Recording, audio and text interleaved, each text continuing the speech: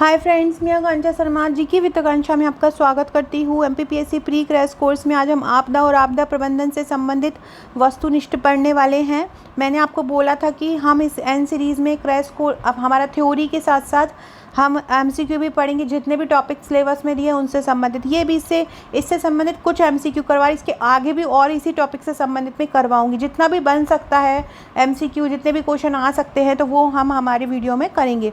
ये हमारी सीरीज़ का 45वां भाग है। एन सीरीज़ प्रीलिम्स के क्रैश कोर्स के लिए स्पेशली बनाई जा रही है। इसके अलावा प्रीलिम्स के लिए 3-4 कोर्सेस और चल रहे हैं, वो भी आपको देखना है। एमपी 2022 जरूर देखना है, जहाँ पे मैंने आर्थिक सर्वेक्षण और पद्म पुरस्कार जितने भी सम्मान है सब करवा चुकी हूँ। कल मैंने एक जिले एक उत्पाद भी करवाया था। नए 11 अभ्यारण्य जो प्रस्तावित है उनके जो अलग अलग नाम है वो भी मैं करवाने वाली हूँ, तो वो भी आपको देखना है। तो चलिए स्टार्ट। ये यूनिट 7 का टॉपिक है।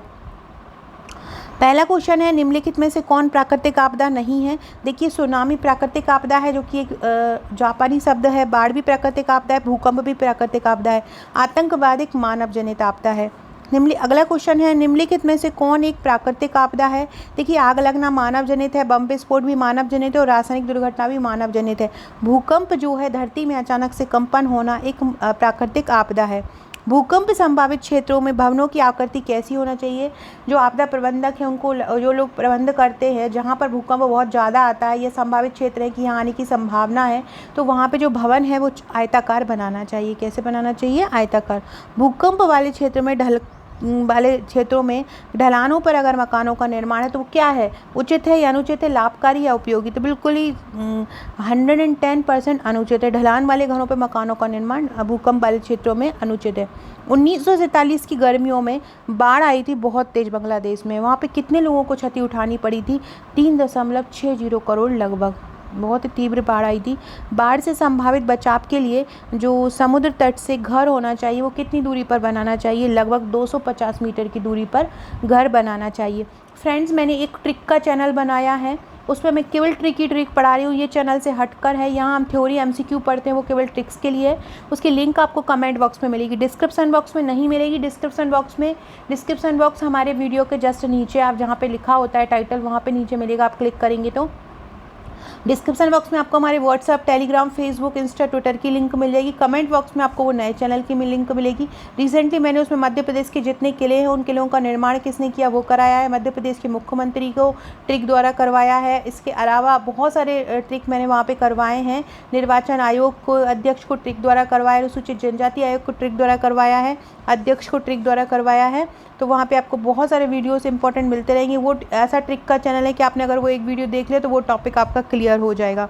तो उस चैनल को सब्सक्राइब करके वो वीडियो देख लीजिएगा। भूस्खलन के लिए उत्तरदायी मानवकारी कारक कौन से हैं?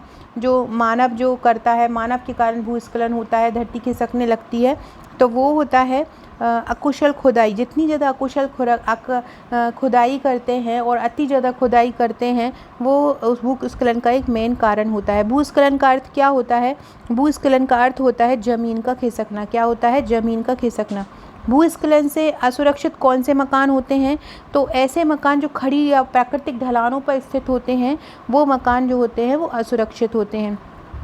गुजरात में कब भूकंप आया था? गुजरात में 26 जनवरी 2001 को भूकंप आया था। गुजरात के भुज में आया था। लगभग 6.9 की इसकी तीव्रता थी।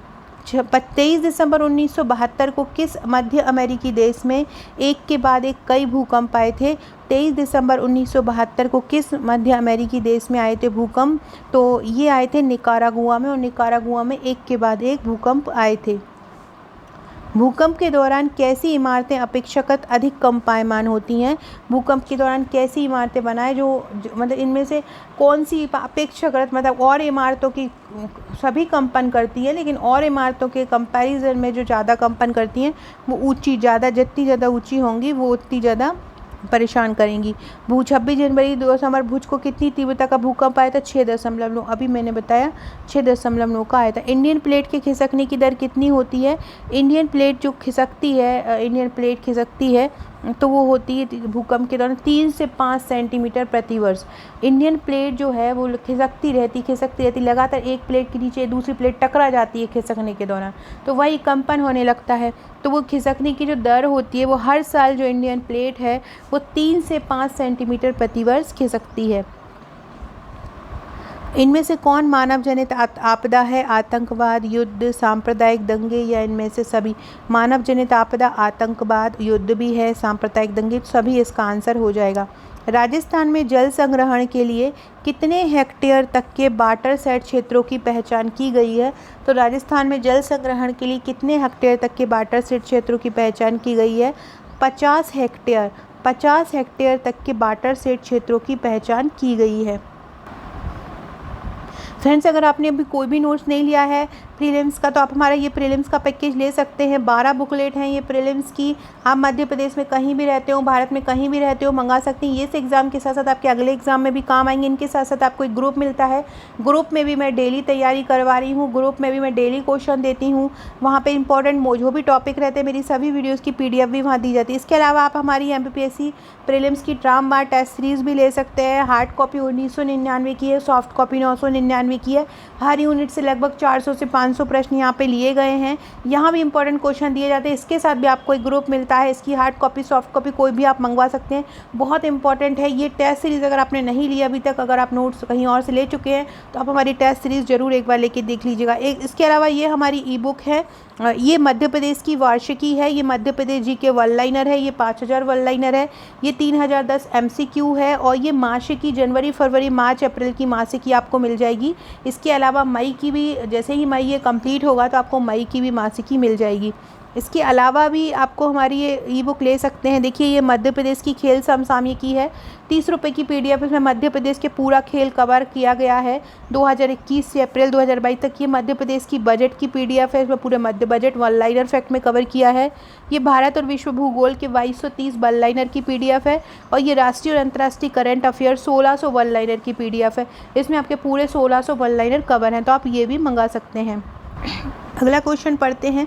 फ्रेंड्स, मैंने आपको कल भी बोला था कि अगर आपका नंबर मेरे पास सेव नहीं है, तो आप आपका नंबर और आपका नाम लिख के मेरे पास सेव करवा दीजिए। स्टेटस पे मैं बहुत महत्वपूर्ण क्वेश्चन डाल रही हूँ डेली, जिससे आपको वो महत्वपूर्ण प्रश्न मिलते रहे। डेली मैं हर ग्रुप में या पर्सनल किसी को नहीं पहुँचा सकती हूँ, तो प्लीज़ मुझे ये व्हाट्सअप ना करें कि मैं जॉब करता हूँ या मैं जॉब करती हूँ, तो मुझे पर्सनल पहुँचा दीजिए। तो आप में से बहुत से स्टूडेंट हैं जो जॉब करते हैं और जॉब के साथ पढ़ाई करते हैं, तो मैं एक एक का नहीं प्रॉब्लम सुन सकती हूँ। आप लोग इस नंबर को मेरे पास सेव करा दीजिए। स्टेटस पर आपको आंसर दिखते रहेंगे। राजस्थान में जल संग्रहण के लिए, चूँकि राजस्थान रेगिस्तानी इलाका है, राजस्थान में जल संग्रहण के लिए कितने हेक्टेयर तक के वाटर सेट क्षेत्रों की पहचान की गई है? तो राजस्थान में जल संग्रहण होगा, इसके लिए 50 हेक्टेयर तक के वाटर सेट क्षेत्रों की पहचान की गई है। कितने? 50 हेक्टेयर।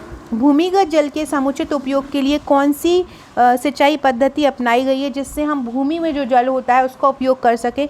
स्प्रिंकलर सिंचाई पद्धति, ये भी एक बेस्ट ऑप्शन है, और ड्रिप सिंचाई पद्धति, ये भी दो बेस्ट ऑप्शन है। तो भूमिगत जल के समुचित उपयोग के लिए ये दोनों ही पद्धति अपनाई गई हैं, स्प्रिंकलर और ड्रिप सिंचाई पद्धति। आपदा प्रबंधन जो है वो किस सूची के अंतर्गत आता है? केंद्रीय सूची, राज्य सूची या समवर्ती सूची? 7वीं अनुसूची में ये बताया है कि उसमें राज्य शक्तियों का बंटवारा कर दिया है, केंद्र और राज्य की शक्तियों का। कुछ विषय केंद्र को दिए गए हैं, कुछ राज्य को दिए गए हैं, और कुछ दोनों मिलकर बनाते हैं, तो वो समवर्ती सूची कहलाता है। आपदा प्रबंधन का जो विषय है वो समवर्ती सूची में ही दिया गया है। भारत में भूकंप से संबंधित सूचनाओं को प्राप्त करने के लिए कितनी वेधशालाओं में भूकंप मापी यंत्र लगे हैं? तो 212 यंत्र लगे हैं। कितने लगे हैं? 212। भारत सरकार ने भवन निर्माण संहिता कब बनाई? भारत सरकार ने भवन निर्माण संहिता बनाई है 1983 में। भारत सरकार ने किस प्रकार से भवन, किस प्रकार के प्रबंधक क्षेत्रों में बनाए जाए, तो ये संहिता कब बनाई है? 1983 में बनाई है।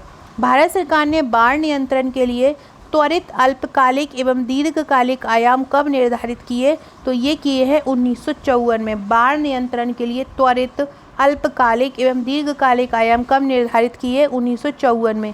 कृषि सुखाड़ क्या होता है? कृषि सुखाड़ क्या होता है? कृषि सुखाड़ से ही समझ में आ रहा है, सूख जाता है। तो जब मिट्टी में नमी जो होती है उसकी कमी हो जाती है, नमी का अभाव हो जाता है, तो क्या हो जाता है? कृषि सुखाड़। फ्रेंड्स, वीडियो पसंद आए तो कमेंट करके ज़रूर बताइएगा। सुनामी प्रभावित क्षेत्र में भवन निर्माण कहाँ करना चाहिए? समुद्र तट से दूर तो करना ही चाहिए, और ऊंचाई पर भी करना चाहिए, ताकि पानी घरों में ना घुस सके। तो सुनामी प्रभावित क्षेत्र में भवन निर्माण कहाँ करना चाहिए? समुद्र तट से दूर पर, ऊंचाई पर। बाढ़ में सबसे अधिक हानि किसको होती है? बाढ़ में सबसे अधिक हानि किसको होती है? फसल को, पशुओं को, भवनों को। हालांकि होती तो सभी को है, लेकिन फसल को सबसे ज़्यादा होती है। सो फ्रेंड्स, ये थे हमारे आज के क्वेश्चन। आशा है आपको पसंद आए होंगे।